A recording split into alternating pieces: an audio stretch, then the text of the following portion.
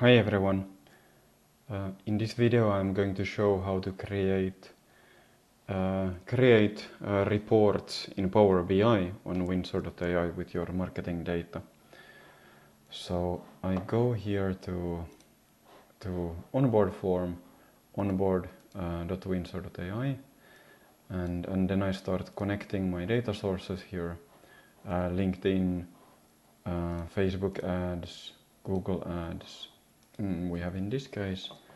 And once I have connected and selected the accounts here, then I go here to select destination, and and then I can select the date, how much data it's going to pull, and then also the fields. And here we can see that here we have the preview of the data. It looks good, and then I can start using this data to create a Power BI report. So I copy this, and then I head over to Power BI, and here I then click Get Data, like this, from web, and I paste this URL, and then it starts to pull the data. And here I have a preview of the data. It looks good, so I click load here.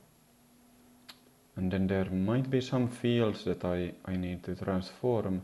It depends a little bit on my local settings.